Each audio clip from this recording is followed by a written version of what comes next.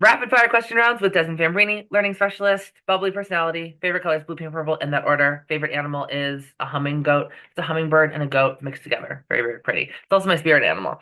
Today we're going to be doing rapid fire questions on TikTok Live, and then if you have any other questions, make sure to put them in the comment section. Maybe I'll be able to answer them. So, first question that we have: do you think Gavin Newsom should run as president, or and Harris for governor?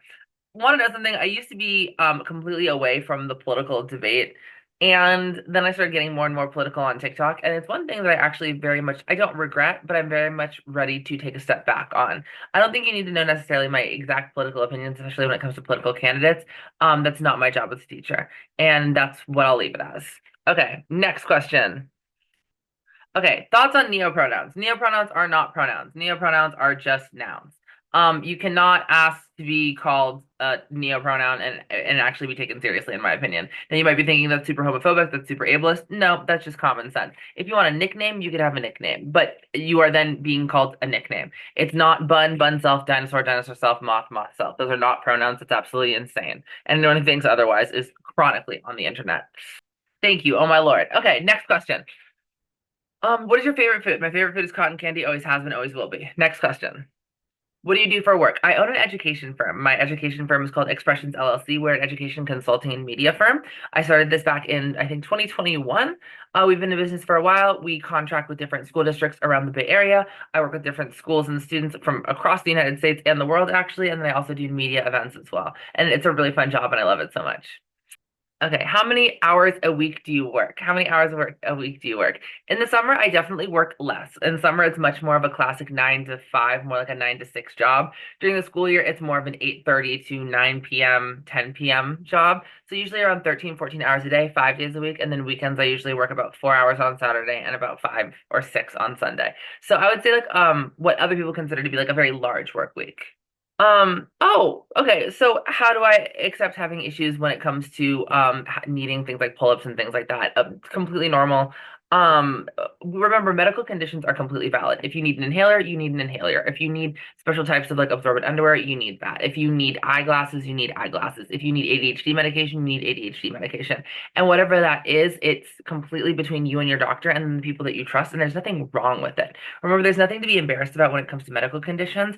If something is embarrassing, it's something that you have control over, right? If you are actively choosing something and it's not a good choice, then yeah, people could like shade you for it. But if it's just something that your body does, whether that be ADHD or you have bladder issues or whatever, I don't understand the embarrassment with that because that's just your body and your body is perfect the way it is. What is my sexuality? I'm bisexual. This is not one thing that I say much at school, but on live and TikTok, it's fine. Okay, a good question. Do teachers normally get to sleep on vacation? I don't take vacation the same way that other teachers take vacation. Like, for example, it's the summer and I'm still working full time. Um, so there's that. Do you face any problems from coworkers or other school faculties because of your sexuality? I would say that I have two amazing coworkers. I work with my aunt and I work with another coworker, and they're both super kind. If anything, they're actually more protective of me when it comes to my race and sexuality than I am. They're just one of those like real ones. And I'd like to hope that I'm also helpful when it comes to battling the patriarchy because they are women. But they're very supportive and yeah, never come into any type of discrimination when it comes to my workplace, at least here. Out in the real world, absolutely, but not here. Ooh, I like this question. Do you find some students are not suited for online teaching? 1,000%. If somebody comes into my email, if they go on to expressions.org, which can be found in my bio, if you go onto my website and you request a tutoring session via online tutoring and you're under the age of 18 especially, the first thing I tell the parents is that I actually have to meet with them and the student on Zoom first. And that is because Zoom does not work with everyone. For some people, it is an extremely beneficial platform for education. Other people, they're not online educators. They're not the type. And that's okay too. But no, Zoom does not work for everyone. Online instruction does not work for everybody. What happens if you do not help ADHD?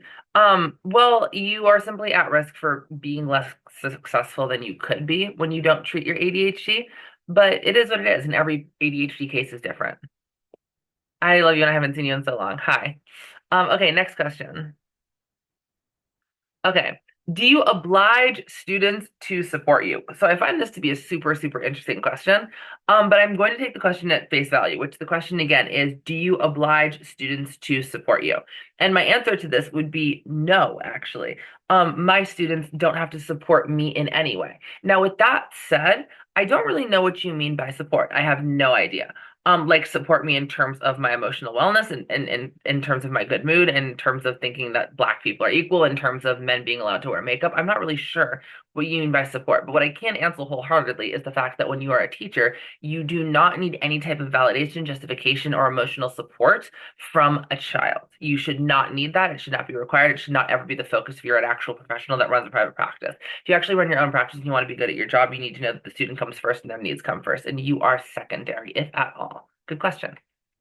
Okay. Next one. What is the highest grade level I teach? I teach up to senior year, but I also tutor college students in specific courses, and I'm a high performance coach, which there is another coaching website. Make sure to check out desi.coach for high performance coaching for even adult clients. Any other rapid fire questions? What are your specialties? I have a master's of science in special education. I have a writing specialist credential. I am trained in making math real, which is a math specialization, but I don't have a full math specialization. That's more Megan. I'm trained in Lyndon Newbell, but if you want full on reading intervention learning specialist, that's Stephanie over there. And I also do specialize in online education as well. Is college for everybody? That's a great question. I think that college is extremely helpful, and I think that everyone has different paths. And I don't think I've met everybody on earth, so I don't know if college is necessarily for everyone. I do think for a majority of people, college is usually a good idea. Now, I'm not necessarily a popular opinion when it says that, when it comes to that, but I think some type of secondary education, I don't know if it needs to be college, but I do think going from high school directly into the career field can be tricky. And I do stand by that. I think there's some type of advanced training that needs to happen after that makes you more kind of knowledgeable in a certain field. And I find that beneficial. I don't know if it's a four-year degree. I don't know if it's a liberal arts degree, but I do think that there's some post-secondary education that is beneficial. I have not had a student that has not gone to college after working with me. Colleges are the equivalent to university in Europe. Oh, Nevaeh, I remember you. Why don't I follow you? Oh my God, what's up, Queen? I miss you. I miss doing dance with you too. Yeah, I sadly don't even teach there anymore because now I have my office in San Anselmo and a dance studio across the street. But it's an absolute pleasure to see you. Shout out to the Novato dancers out there. Love you guys lots. Thanks so much for joining us, and of course, I hope this helps.